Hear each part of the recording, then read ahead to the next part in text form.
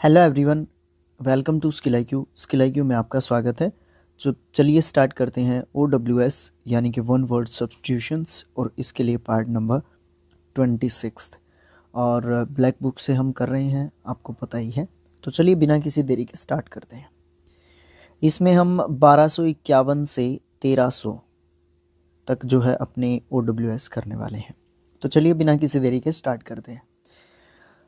Central character in a story और play, उसको बोलते हैं प्रोटैगोनिस्ट। प्रोटैगोनिस्ट होता है एक तरीके से हीरो, यानी कि हिंदी में जिसको नायक बोलते हैं। ठीक है, नायक वो हीरो होता है एक तरीके से। A system of fixed rules and formal behaviour used eight official meetings, उसको प्रोटोकॉल बोलते हैं। प्रोटोकॉल है ना, बहुत जनरली सुनने को मिलता है हमें वर्ड, एक ऐसा वर्ड है। और प्रोटोकॉल का मतलब होता है कि जो नियमों का एक तरीका होता है ना, जो फिक्स होते हैं एक तरीके से रूल। ठीक है, जैसे कुछ भी है, मतलब अलग अलग जगह पे अलग अलग कल्चर, अलग अलग तरीका होता है।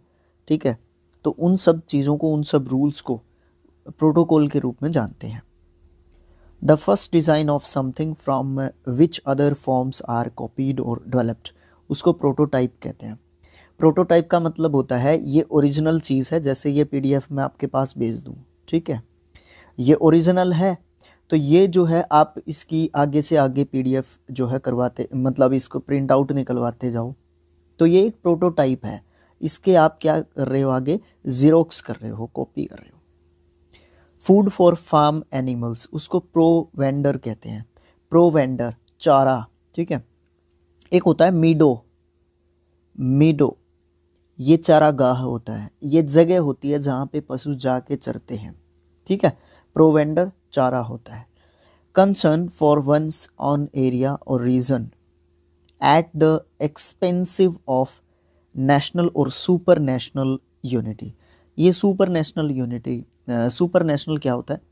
किसी अंतर्राष्ट्रीय चीज़ की जब बात करते हैं, ठीक है, किसी अंतर्राष्ट्रीय, नेशनल और इंटरनेशनल, ये समझ लो बस। ठीक है, तो कंसर्न करते हैं जब किसी कोई अपने आप के बारे में या अपने रीजन के बारे में बड़ा ही एक्सपेंसिव हो, जो नेशनल या इंटरनेशनली। ठीक है, तो वो प्रीवेंसिलिज्म, प्रोविंस सुना होगा आपने एक वर्ड, मैं इसके पास लेके आता हूँ आपको। प्रोविंस, ठीक है, इसका ये एक नाउन वर्ड होता है, इसका मतलब होता है प्रांत या फिर राज्य। प्रोविंस या फिर अक्षेत्र भी आप इसको कह सकते हो। अक्षेत्र तो ना कहो, प्रांत से ही समझ लो। अब ये है प्रोविंशियलिज्म। ठीक है, प्रोविंशियलिज्म, ये प्रांतीयता आप इसको कहोगे। ये एक प्रोसेस होगी किसी भी प्रांत से रिलेटेड, या उस किसी भी प्रांत या प्रोविंस से रिलेटेड जो है आप कोई बात कह रहे हो, तो उससे रिलेटेड उसको हम प्रोविंशियलिज्म कहेंगे। समझ गए ना? सुपर नेशनल जो है इंटरनेशनल से रिलेटेड है। A person who moves stealthily about or loiters near a place with a view to committing crimes, उसको बोलते हैं प्रोवलर। ये एक व्यक्ति होता है, प्रोवलर एक ऐसी प्रोसेस होती है, या एक व्यक्ति को बोलेंगे प्रोवलर, जो हमेशा किसी न किसी शिकार की खोज में रहता है, किसी शिकार की खोज में रहता है। अब यहाँ पे दो वर्ड हैं, एक तो है स्टील्थली और दूसरा है लॉइटर्स। स्टील्थली का मतलब क्या होता है? स्टील्थली जो है एक हमारा एक एडवर्ब होता है, और इसका मतलब हम कहते हैं गुप्त रूप से या गुप्त ढंग से। गुप्त रूप या ढंग से, चुपके से, चोरी से, है ना, बिल्कुल चुपचाप। स्टील्थली। लॉइटर्स क्या होता है? लॉइटर्स जो है हमारी एक वर्ब है यहाँ पे, क्योंकि एस लगाया हुआ है। लॉइटर्ड इसका सेकंड एंड थर्ड फॉर्म होता है। इसका मतलब आप कहोगे, अब लिखने की जगह नहीं है, आवारा फिरना, घूमना, है ना, देर करना, ये सब मतलब कह सकते हैं। एक और मतलब हो सकता है इसका, मटर गश्ती करना, यानी कि शरारतें करते हुए फिरना, आवारा फिरना, यही मतलब आप इसका कह सकते हो लॉइटर का। ओके, समझ गए ना प्रोवलर कौन होता है? प्रोवलर एक ऐसा व्यक्ति होता है जो हमेशा एक शिकार की तलाश में बैठा रहता है। One who studies election trends bye means of opinion polls उसको बोलते हैं सोफोलॉजिस्ट। देखो जब भी पी के बाद एस आएगा, सर्दियों में बहुत ज़्यादा प्रॉब्लम थी, जब भी पी के बाद एस आएगा तो हमारा पी जो है क्या रहेगा, साइलेंट रहेगा, ठीक है, साइलेंट रहेगा पी हमारा, ओके। उसके बाद है सिफोलॉजी। सिफोलॉजी जो है वो प्रोसेस होती है जिसके तहत जो है सिफोलॉजिस्ट अपना काम करता है। The study of how people vote in elections, तो उसको कहते हैं सिफोलॉजी। और सिफोलॉजिस्ट होता है, दोनों नाउन होंगे, सिफोलॉजिस्ट होगा चुनाव विश्लेषक और सिफोलॉजी होगी चुनाव विश्लेषण। फिक्टिटियस नेम, फिक्टिटियस मतलब फॉल्स, नकली, फिक्टिटियस नकली। Name specially one assumed by an author, उसको सूडोनियम कहेंगे, सूडोनियम, सूडोनियम उपनाम, निकनेम भी आप इसको कह सकते हो, ठीक है, निकनेम। उसके बाद नेक्स्ट है a scientist trend in psychology, उसको देखो यहाँ पे भी पी साइलेंट रहेगा, साइकोलॉजिस्ट मनोविज्ञानी। और साइकोलॉजी वो प्रोसेस होती है, वो साइंटिफिक स्टडी होती है किसकी, माइंड की, कि किस तरीके से क्या किया जा सकता है, इन्फ्लुएंस छोड़ा जा सकता है एक बिहेवियर के रूप में या व्यवहार के रूप में, ठीक है। नेक्स्ट है, आसान ही है ये, कोई मुश्किल बात नहीं है। केयरफुल इन परफॉर्मिंग ड्यूटीज़, उसको पंक्चुलियस, पंक्चुलियस ये जो है पंक्चुअल से बना है, ठीक है, पंक्चुअल से ये जो है हमारा एक तरीके से बना है, PUNCTU, मेरे ख्याल से गलत होगी स्पेलिंग, यहाँ पे होनी नहीं चाहिए, गलत बात है ये। पंक्चुअल जो है, पंक्चुअल से ये जो है हमारा बना है, वैसे आप मुझे करेक्ट कर सकते हैं कमेंट बॉक्स में, ठीक है। पंक्चुअलिटीज़ पंक्चुअलिटीज़ जो है एक तरीके से आप इसको कहोगे तो OUS एंडिंग वर्ड है और यहाँ पे ये एडजेक्टिव वर्ड है। इसका मतलब क्या होगा, जो बहुत ज़्यादा केयरफुल है अपनी ड्यूटी की परफॉर्मेंस के प्रति, मतलब जो अपनी ड्यूटी को, अपनी काम को काम समझता है, ठीक है। पंक्चुअलिटीज़ उसको कहेंगे या पंक्चुअलिटीयस कहेंगे उसको, हाँ yes, punctilious. A person who gambles, places a bet or makes a risky investment, उसको पंटर कहेंगे। शरारती, जुआरी एक तरीके से, है ना, उसको कहेंगे पंटर। टू रन आफ्टर पीछे दौड़ना, रन आफ्टर फ्रेजल वर्ब होती है, परशु भी यही बात होती है, रन आफ्टर पीछे भागना, दौड़ना, ठीक है, पीछा करना, ये सब मतलब आप इसके कह सकते हैं। परशूड इसका सेकंड एंड थर्ड फॉर्म जो है आप कह सकते हैं। Decay of organic matter producing A fitted smell, fitted क्या होता है, ठीक है, इसके ऊपर ध्यान देना है। फिटेड जो है हमारा एक एडजेक्टिव वर्ड होता है और इसका मतलब होता है दुर्गंध युक्त या फिर बदबूदार, फिटेड, ठीक है, यहाँ पे फिटेड स्मेल से आप समझ गए होंगे।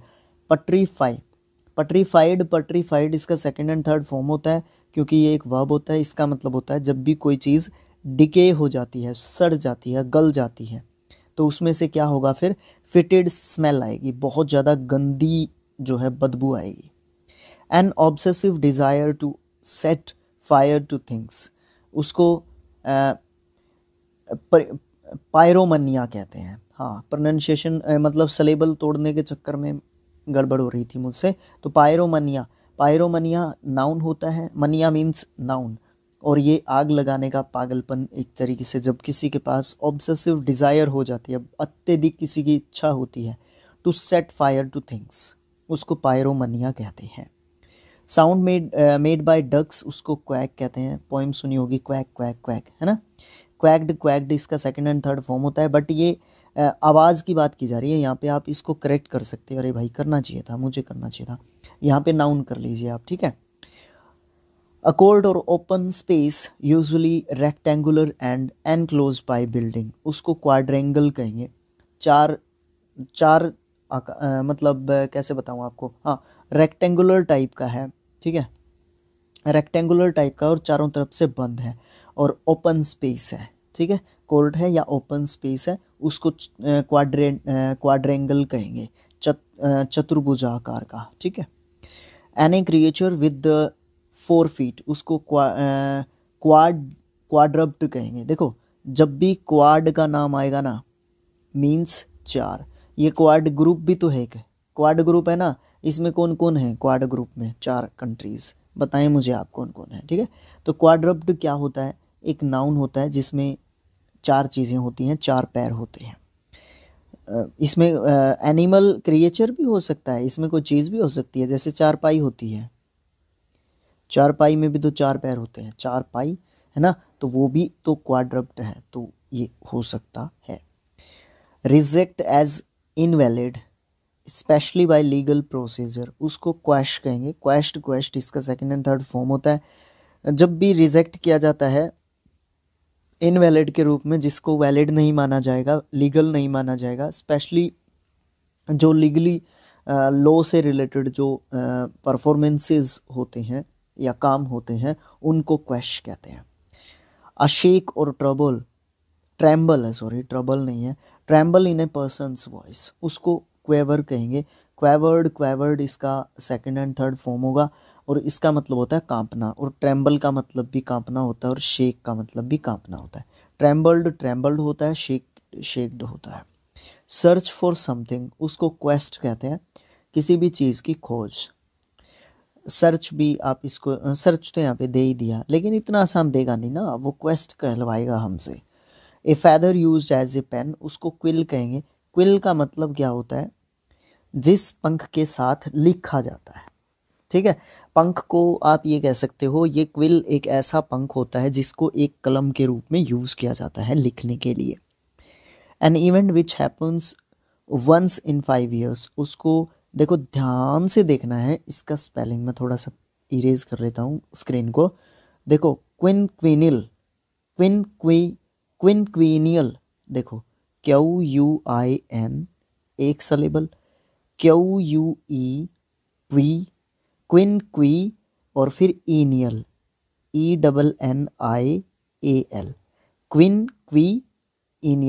क्विनक्विनियल है ना। इस तरीके से मैं सिलेबल में तोड़ने के चक्कर में है ना कई बार प्रोनाउंसिएशन आती है कमेंट्स में आपकी, कई बार देखा है मैंने कि आपका खुद का प्रोनाउंसिएशन सही नहीं है, आप क्यों पढ़ा रहे हो, या इस तरीके की चीज़ें होती हैं भाई। कई बार पता है क्या होता है, कई तो वर्ड से ऐसे होते हैं। और दूसरी बात, एक रूरल बैकग्राउंड होता है, हर वक्त आप जो है इंग्लिश नहीं बोलते हो या वो वर्ड हर वक्त आपके सामने नहीं आता है, ये ऑनेस्ट वाली बात है। देखो अगर आप ये कहोगे कि कहोगे ना कि बी प्रोफेशनल, अगर आप प्रोफेशनल होना चाहते हैं, पढ़ाना चाहते हैं, तो आपकी प्रोनाउंसिएशन बिल्कुल सही होनी चाहिए। मैं अग्री करता हूँ आपकी बात से, बट थोड़ा सा वो प्रभाव जरूर रहता है, ओके हाँ वो रहता है। तो एक तो कारण ये है, दूसरा कारण ये है कि मैं सलेबल में तोड़ने के चक्कर में है ना कई बार आसान सी स्पेलिंग का भी प्रोनाउंसिएशन ख़राब कर जाता हूँ, ज़्यादा समझाने के चक्कर में वहाँ पे भी गड़बड़ होती है। ये 2 ही तरीके हैं, मेरी प्रोनाउंसिएशन बहुत बार गलत हो जाती है, मानता हूँ मैं इस चीज़ को, कन्फेस कर रहा हूँ आपके सामने। तो क्विनक्विनियल है ना, इस तरीके से। नेक्स्ट है हमारा, नेक्स्ट है टू द अटमोस्ट और मोस्ट ऑब्सोल्यूट कॉन्टेक्स्ट और डिग्री उसको क्वाइट बोलते हैं। देखो एक होता है क्वाइट QUIET, ये होता है शांत चुप, ये होता है एडजेक्टिव, और ये होता है क्वाइट एडवर्ब, इसका मतलब होता है पूरे तरीके से कंप्लीटली। और ये वाला क्वाइट होता है एडजेक्टिव शांत, इसका मतलब चुप या शांत, ओके। चलिए नेक्स्ट पेज पे मूव करते हैं। a person preoccupied with an unrealistically, देखो सही बोला ना मैंने, हाँ unrealistically optimistic approach to life उसको बोलते हैं क्विक्सोक्टिक। ये एक एडजेक्टिव होता है और इसका मतलब होता है ख्याली पुलाव पकाना। ख्याली पुलाव पकाना नहीं, मतलब सिर्फ ख्यालों में, इमेजिनरी, आप इसका सिनोनियम समझ सकते हो। ये क्या होता है? Pre occupied. प्री ऑक्यूपाइड का मतलब होता है एडजेक्टिव मतलब पार्ट ऑफ स्पीच इसका एडजेक्टिव होता है, और इसका मतलब होता है या तो बेचैन, ठीक है, या चिंताकुल, ठीक है, या परेशान आप कह सकते हो। लेकिन कैसा परेशान, परेशान भी दो तरीके से होता है। देखो, मानसिक रूप से परेशान, ठीक है ना, मानसिक रूप से परेशान व्यक्ति को प्री ऑक्यूपाइड कह सकते हैं। Next, a person who is good at telling stories in an interesting and amusing way, उसको रेक्टोनियर कहते हैं। सॉरी, गलत बोल दिया मैंने, रिकॉन्टियर। रिकॉन्टियर होता है इंटरेस्टिंग प्लेज या स्टोरीज सुनाने वाला पर्सन। और पता है उसके मन से, उसके मतलब मुख से सुन के स्टोरीज मज़ा क्यों आता है, क्योंकि वो एक उसका एक अम्यूजिंग वे होता है स्टोरी सुनाने का। वो बड़ा इंटरेस्टिंगली स्टोरीज को जो है क्या करता है, हमारे सामने परफॉर्म करता है एक तरीके से। The act of spreading outward from A central source, उसको रेडिएशन कहेंगे, विकिरण एक तरीके से, है ना। स्प्रेड करती है जो बाहर की तरफ एक सेंट्रल सोर्स से, ठीक है। जैसे यहाँ से लाइट जल रही है और ये इधर ऐसे फैल रही है लाइट, ठीक है। तो ये क्या हो रही है यहाँ पे, ये जो है आउटवर्ड हो रही है, ठीक है, आउटवर्ड। ओके, ठीक है। Next, a person who advocates complete political और सोशल चेंज, उसको रेडिकल कहेंगे, जो बिल्कुल चेंज चाहता है। एक ऐसा व्यक्ति जो बिल्कुल कंप्लीटली चेंज चाहता है, पॉलिटिकली भी और सोशली भी, सामाजिक और राजनीतिक रूप से।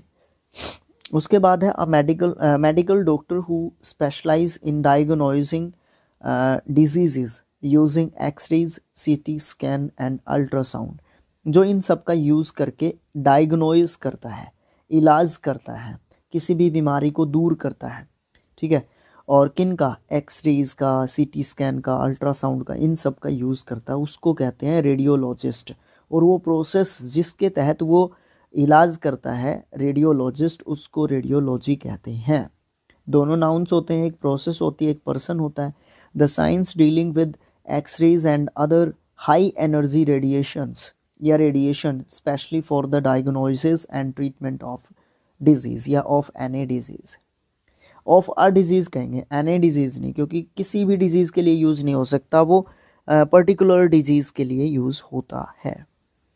हैविंग अ स्टील स्मेल और टेस्ट, उसको रैंसिड कहेंगे। रैंसिड का मतलब होता है बासी, बासी, पुराना, ये सब मतलब आप रैंसिड के एक तरीके से कह सकते हो। नेक्स्ट है हमारा स्टील, क्या होता है ना, ये भी तो ज़रूरी है ना, इसका मतलब भी यही होता है रैंसिड। या तो आप कह सकते हो नाउन कहीं, बट ये नाउन होता है फॉर्म में, पार्ट ऑफ स्पीच के हिसाब से। पुराना, उबाऊ, नीरस, है ना, ये सब मतलब कह सकते हैं स्टील का बासी। बाकी आपको स्टील का मतलब ज़रूर पता होगा, बासी, लेकिन रैंसिड का मतलब नहीं पता होगा। कैरेक्टराइज्ड बाय बिटरनेस, बिटरनेस ही है ना, हाँ, एम नहीं है, एस है, आर और एन है, मैंने सोचा एम है। बिटरनेस और रिजेंटमेंट, देखो यहाँ पे है रैनकोर्स। रैनकोर्स एडजेक्टिव वर्ड होता है, इसका मतलब होता है एनिमी, है ना, एनिमिटी कहेंगे आप इसको, क्योंकि एडजेक्टिव दे रखा है ना। तो यहाँ पे रिजेंटमेंट क्या होता है, रिजेंटमेंट का मतलब होता है, ये एक पार्ट ऑफ स्पीच के हिसाब से नाउन होता है, इसका मतलब होगा नाराज़गी, नाराज़गी, नाराज़गी कह सकते हो, अपमान कह सकते हो, ठीक है, विरोध कह सकते हो, विद्वेष कह सकते, विरोध तो मत कहो, विद्वेष कह दो, ठीक है, विद्वेष एक तरीके से, है ना। अपमान कह सकते हो आप, इसका अपमान हो गया। उसके बाद ये समझाया नहीं मैंने ना, कैरेक्टराइज्ड बाय बिटरनेस और रिजेंटमेंट, मतलब जिसको स्वभाव के हिसाब से रिजेंटमेंट या फिर बिटरनेस के लिए कैरेक्टराइज किया जाता है, तो वो रैनकोर्स होता है ना। To free prisoner on payment, उसको रैंसम कहेंगे, फिरौती, ये रिश्वत कह लो आप इसको, रैंसम को, ठीक है, रिश्वत कहो रैंसम को। ग्रेडी फॉर मनी, उसको रैपेशियस कहेंगे। ओ यू एस एंडिंग वर्ड है, तो इसका मतलब क्या है, एडजेक्टिव वर्ड है, इसका मतलब ये है कि ये एक एडजेक्टिव है हमारा। रिडक्शन इन टैक्स और डेप्ट, उसको रिबेट कहेंगे। छूट करना एक तरीके से टैक्स या फिर जो है डेप्ट के अंदर रिडक्शन और रिबेटे की बात होती है, ठीक है। उसके बाद है टू टेक बैक, विदड्रॉ और रिनाउंस, उसको रिकेंट कहेंगे। रिकेंटेड इसका सेकंड एंड थर्ड फॉर्म होगा और इसका मतलब होता है मुकर जाना, किसी भी बात से पीछे हट जाना। रिनाउंस क्या होता है? रिनाउंस एक वर्ब के रूप में अगर आप यूज़ कर रहे हो, क्योंकि यहाँ पे विदड्रॉ दे रखा है, हाँ ठीक है, वर्ब के रूप में तो रिनाउंस्ड इसका सेकंड एंड थर्ड फॉर्म होगा। इसका मतलब होगा त्याग देना, छोड़ देना, ठीक है, त्यागना, है ना। नाउन के रूप में वैसे इसका त्यागना बोल सकते हो आप, ओके, या त्याग। तो ये सब मतलब हम क्या किसके कह सकते हैं? रिनाउंस के कह सकते हैं। रिकेंट आपको पता ही चल गया, मुकर जाना या पीछे हट जाना। ए हॉलो ऑब्जेक्ट, हॉलो खोखला, यूज टू कंटेन समथिंग, उसके अंदर कुछ रखने के लिए यूज़ करना, तो उसको बोलते हैं रिसेप्टेकल। रिसेप्टेकल ये एक पात्र होगा, बर्तन होगा, अक्षेत्र होगा, एरिया होगा जिसको यूज़ किया जा सकता है उसके अंदर चीज़ें रखने के लिए। वन हु रिसीव समथिंग, उसको रेसिपाइएंट कहेंगे, जो कुछ प्राप्त करता है। रिसीवर भी आप उसको कह सकते हो, रिसीवर, रिसीव करने वाला, ये भी हमारा नाउन होगा। रिलेट कर लिया करो चीज़ों को, ज़्यादा वर्ड्स सीख पाएंगे हम अगर हम चीज़ों को रिलेट करेंगे तो, ओके। नेक्स्ट है हमारा गिव एंड रिसीव म्यूचुअली, उसको रेसिप्रोकेट करना कहते हैं। मतलब चीज़ के बदले चीज़, वस्तु विनिमय सुना होगा आपने, पहले के ज़माने में चलता था, ओके। तो वो रेसिप्रोकेट ही करते थे। वर्ब लिख रखा है पार्ट ऑफ स्पीच, तो रेसिप्रोकेटेड इसका सेकंड एंड थर्ड फॉर्म होता है। A person who withdraws from the world to live in secular and often in solitude, उसको कहते हैं रिक्लोज। रिक्लोज का मतलब क्या होगा? वैरागी। वैरागी साधु संत इस प्रकार का व्यक्ति होता है। बट थोड़ा सा समझते हैं कि बात क्या कहने की कोशिश कर रहा है। देखो सबसे पहली बात तो क्या है, सबसे पहली बात तो ये है, ए पर्सन हु विड्रॉज, वो एक पर्सन जो विड्रॉ कर लेता है अपने आप को, किससे? वर्ल्ड से, संसार से, संसार में रहने से। सेक्युलजन के रूप में। ऑफन इन सॉलिट्यूड, सेक्युलजन क्या होता है? देखो SION एंडिंग वर्ड है, तो नाउन वर्ड है, ठीक है। नाउन वर्ड है तो इसका मतलब होता है अकेलापन कह सकते हो इसको, एक इसको पृथकता कह सकते हो आप, है ना। इसका मतलब भी एकांतता भी कह सकते हो आप, इसका एकांतता, है ना। ये मतलब होंगे सेक्युलरिज्म के। सॉलिट्यूड भी सेम यही चीज़ होती है, ठीक है। वो अकेला रहना पसंद करता है, तो वो एक तरीके से साधु संत महात्मा रिक्लोज टाइप का पर्सन है। एडजस्ट और मेक राइट या फिर करेक्ट या फिर अमेंड।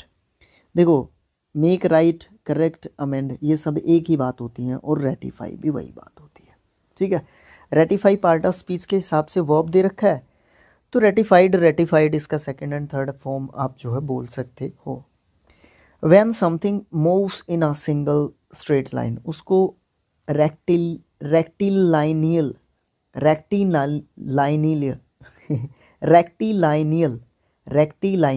या रेक्टिलिनियल एडजेक्टिव के रूप में हम इसको कहेंगे, बिल्कुल सीधा। जब किसी की क्वालिटी को बताने की कोशिश करेंगे कि क्वालिटी वाइज वो कैसा है, टेढ़ा है, बांगा है, सीधा है, तो वो ये है। A process involving too much official formality, red tapism. बहुत ज़्यादा फॉर्मेलिटीज़ की बात की जाती है, टू मच ऑफिशियल फॉर्मेलिटी या फिर formalities. That which is no longer use, उसको कहेंगे रिडंट, ठीक है। रिडंडेंट मतलब अनइम्पोर्टेंट। एडजेक्टिव के रूप में रिडंडेंट को यूज़ करते हैं, ठीक है। उसके बाद है an act when people vote in order to make a decision about a particular subject or policy rather than voting for a person, उसको बोलते हैं रेफरेंडम। देखो सबसे पहली बात तो क्या है, एक ऐसा काम जब भी लोगों को वोट देना पड़ता है किसी भी डिसीज़न को बताने के लिए कि उनका डिसीज़न क्या है किसी भी पर्टिकुलर सब्जेक्ट के ऊपर या किसी भी पॉलिसी के ऊपर, बजाय कि किसी पर्सन को जो है वोटिंग करने के, किसी भी पर्सन के लिए हो सकता है वो, या किसी सब्जेक्ट या पॉलिसी से रिलेटेड। तो रेफरेंडम उसको आप कह सकते हो कि बाय वोटिंग या बाय जो है जनता की वोटिंग के द्वारा जो है ये चीज़ हुई है, तो रेफरेंडम प्रोसेस बोल सकते हो आप उसको। An involuntary action and under stimulus is described. Involuntary का मतलब होता है अनैच्छिक, बिना किसी इच्छा के, उसकी इच्छा ही नहीं है, ठीक है। अनिच्छुक, इनवॉल्यूमेंट्री, अनिच्छुक, इच्छा ही नहीं है उसकी। स्टिमुलस का मतलब होता है उत्साह, जोश, ठीक है। उकसाना, उत्तेजना, प्रेरणा, प्रोत्साहन, ये सब मतलब आप स्टिमुलस के कह सकते हो। स्पेलिंग के हिसाब से इम्पोर्टेंट वर्ड है स्टिमुलस, और वो कैब के हिसाब से भी इम्पोर्टेंट वर्ड है। तो इसको हम क्या कह सकते हैं कि एक ऐसी जो है बात जिसमें इच्छा ही नहीं है उस काम को करने की, और उसमें एक प्रेरणा डालने की कोशिश की जाए जानबूझ के करने की, तो उसको रिफ्लेक्स कहोगे आप, अनैच्छिक क्रिया, जिसको करने का मन नहीं है, बट क्या करें, एक स्टिमुलस के कारण जो है वो चीज़ करनी पड़ गई। Next, the system which is observe to do progress, उसको रिफॉर्मिज्म कहेंगे। प्रोसेस होती है जिसमें रिफॉर्म्स किए जाते हैं। क्या किए जाते हैं? रिफॉर्म्स किए जाते हैं। Okay, a person who has been forced to leave his country और होम, एक पर्सन जिसको फोर्स किया जाता है उसकी कंट्री या होम को छोड़ने के लिए, because there is a war, क्योंकि वहाँ पे वॉर हो गया है, फॉर पॉलिटिकल, रिलीजियस और सोशल रीजन्स। और कौन कौन से रीजन्स हो सकते हैं? पॉलिटिकल रीजन्स हो सकते हैं, रिलीजियस रीजन्स हो सकते हैं, या सोशल इश्यूज़ हो सकते हैं। तो वो दूसरी जगह पे जब वो व्यक्ति जाएगा तो उसको किस नाम से बोला जाएगा? रेफ्यूज़ी, यानी कि शरणार्थी। बांग्लादेशी रेफ्यूजीज इंडिया में आए हैं ना, वही चीज़, उनको रेफ्यूजी ही बोला जाता है, क्योंकि उनका सब कुछ, पीछे जो जगह थी, पीछे जो घर था, पीछे जो उनका क्षेत्र था, वहीं पे रह गई है। Dress with medals, ribbons, won at official ceremony, या फिर सिंबल ऑफ रॉयल्टी, उसको कहते हैं रिजीलिया। पदक या फिर तमगे या अचीवमेंट्स, वो डिफरेंट डिफरेंट फील्ड्स में डिफरेंट डिफरेंट तरीके से उसको कहते हैं, बट वो एक अचीवमेंट होती है regalia. Okay, act of killing a king, उसको बोलते हैं रेजिसाइड। साइड मीन्स मृत्यु। ओके, आज के लिए इतना ही, बाकी हम नेक्स्ट पार्ट में करेंगे। और नेक्स्ट जो हमारा पार्ट होगा OWS के लिए, वो 27 होगा, ठीक है, जिसमें हम 1301 से इसको भी शामिल करेंगे, दोबारा 1350 तक करेंगे, ठीक है। Thanks for watching, thank you so much. मिलेंगे नेक्स्ट वीडियो में। सपोर्ट कीजिएगा, सपोर्ट बहुत ज़्यादा इम्पोर्टेंट है। Thank you so much.